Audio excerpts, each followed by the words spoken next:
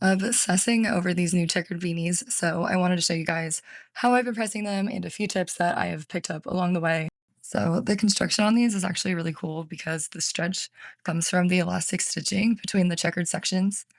That gives it that really good stretch and bounce back kind of vibe, but the actual woven fabric where you press the patch, it stays much more structured, so that helps a lot with patch adhesion.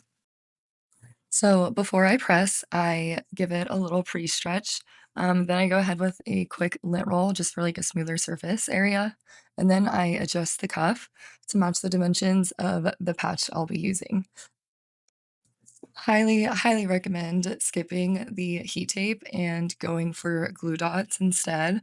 For most beanies, heat resistant tape can actually snag fibers after pressing, especially when it's warm. So, if you do have to use heat tape, use just a little bit and have a majority of it on the actual patch and just a little bit on the actual fabric. For a basic patch, I press it around 280 degrees at medium pressure. So next, you're going to slide your beanie onto your heat press, just so that first cuff layer is directly underneath your heat plate. I recommend using some sort of protective covering like Teflon. So then press for about 20-ish seconds, and then once you release, the most important thing you can do is to let it cool completely. Cooling is one of the most important parts of getting a good bond.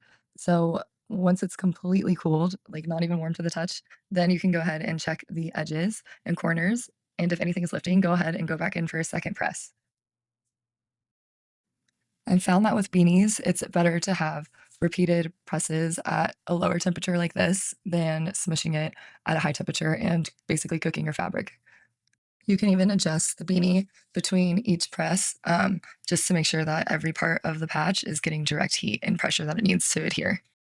If you did have to use heat tape for your press, I would recommend cooling it all the way down and just very gently and slowly peeling your heat tape off and try to avoid snags.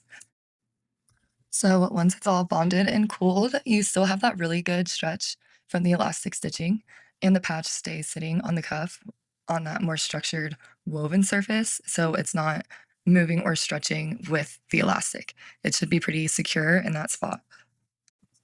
It's pretty easy to layer on more patches since these can handle multiple presses.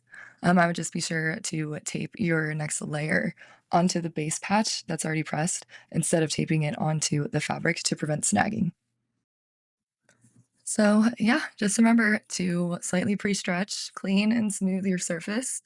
Glue dots are your friend. Use good pressure and most importantly, let it cool completely. And also just don't be afraid to press it a few times if it needs a little extra love.